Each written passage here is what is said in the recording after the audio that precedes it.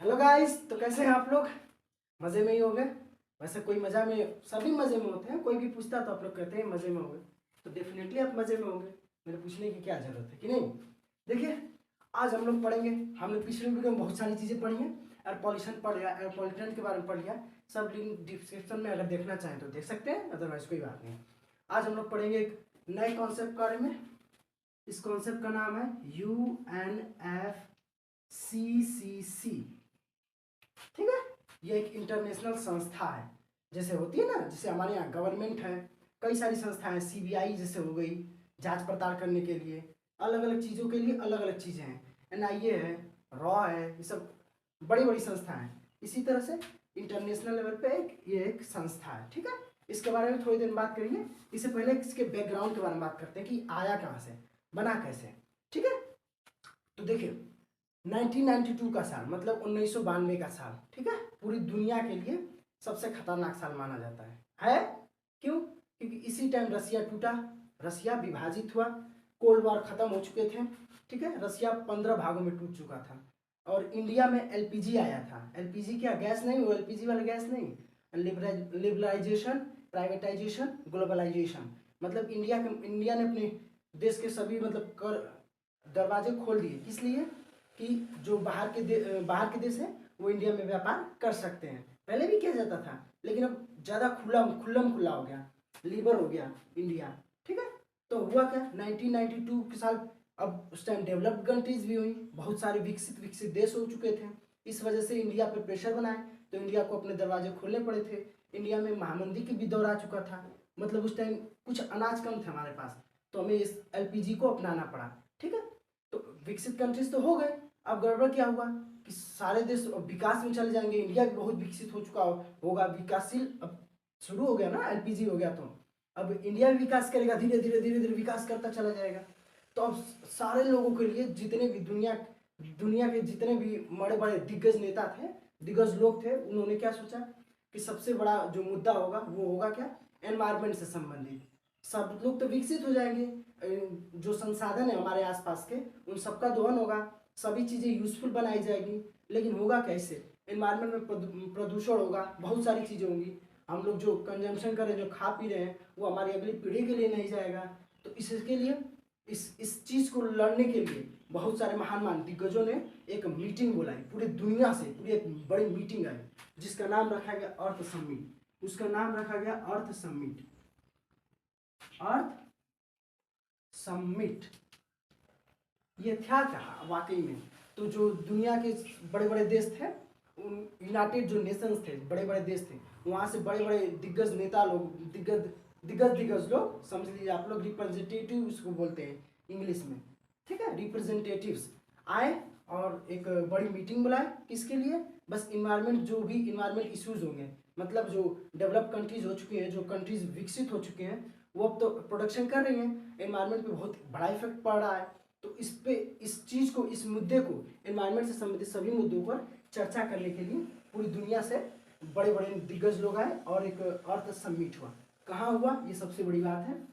कहाँ हुआ? ये हुआ ब्राज़ील में। ब्राज़ील, शहर का नाम था Rio de Janeiro. Rio de Janeiro. साल आप लोग जान जाइए 1992। ये खतरनाक साल है। वैसे हर देश के इतिहास में ये साल थोड़ा याद रखा जाता है। रसिया इसी टाइम टूटा था, इंडिया के लिए LPG आया था इसी टाइम 1992 का साल। ठीक है, इसी टाइम वो एक खतरनाक केस भी हुआ था।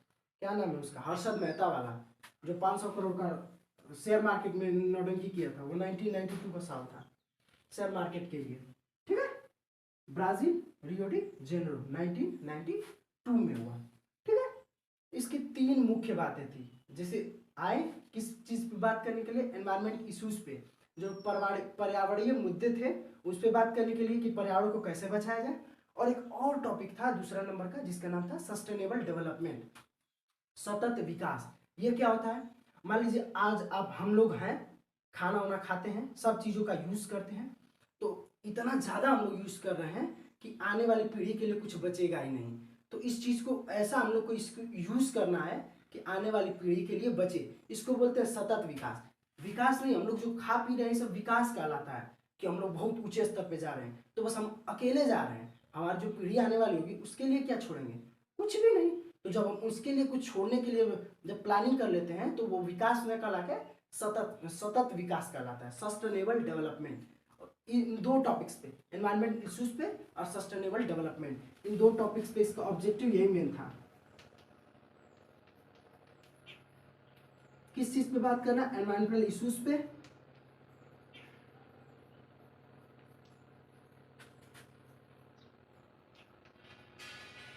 इश्यूज पे, और दूसरा था सस्टेनेबल डेवलपमेंट।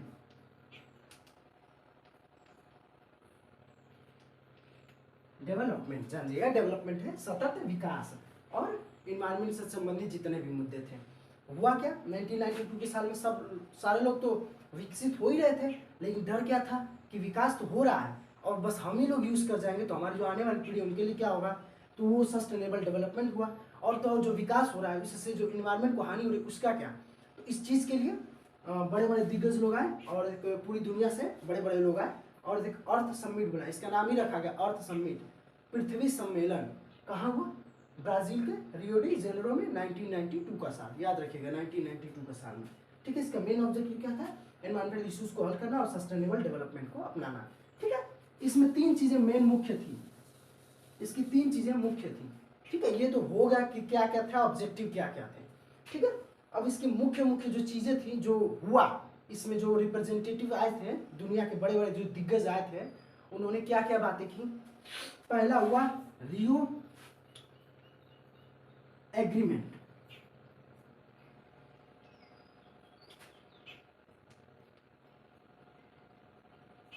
रियो एग्रीमेंट, रियो एग्रीमेंट क्या है? रियो डी जेनेरो शहर में हुआ है, तो रियो एग्रीमेंट नाम रखा गया कि जो भी दुनिया के जितने भी देश हैं, ठीक है, गवर्नमेंट्स नहीं आते, याद रखिएगा, वहाँ के बड़े बड़े जो दिग्गज थे, रिप्रेजेंटेटिव थे, वो आए थे, वहाँ के नेता उता नहीं आए थे। ठीक है, देशों के। तो रियो एग्रीमेंट क्या हुआ? तो रियो में एक एग्रीमेंट साइन किया गया। क्या कहा गया?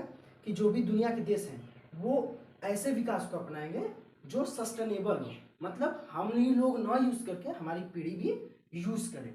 और दूसरा, इतना ही हम लोग को विकसित विकसित होने के साथ साथ हमें अपने इन्वायरमेंट को भी बचाने के लिए मुद्दों पे बात करनी है। ये पहला मुख्य बात थी अर्थ समिट की। दूसरी सबसे मुख्य बड़ी बात थी एजेंडा 21। इसका नाम सुने होंगे, agenda 21।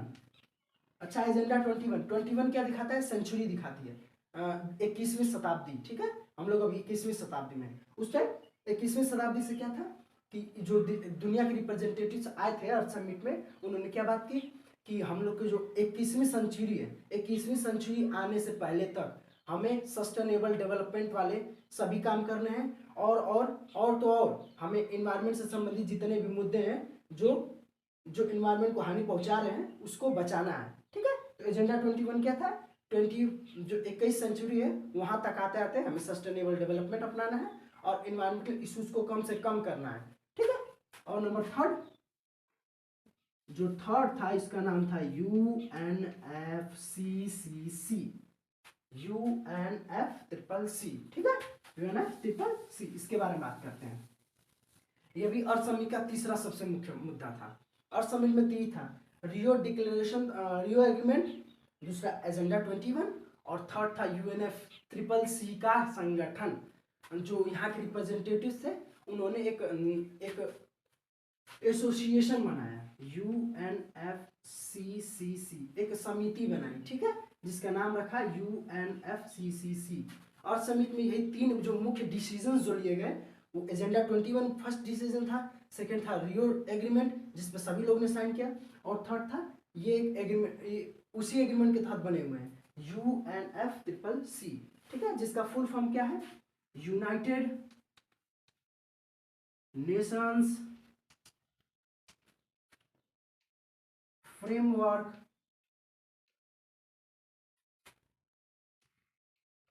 For framework convention, framework for convention on climate change. ठीक है, इसकी स्थापना कब हुई, साल याद है 1992 का, ठीक है, इसी साल इसकी स्थापना हुई थी। किसका, UNFCCC।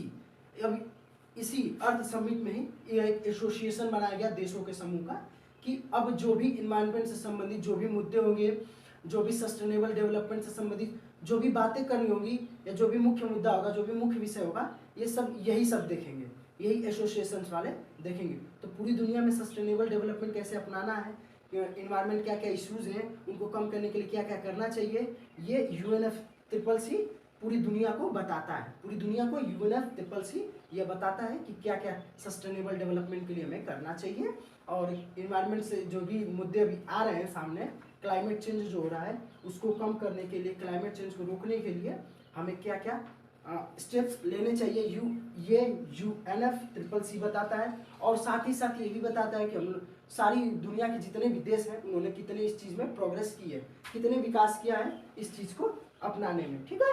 UNFCCC, United Nations framework for convention on climate change, CCCFNU,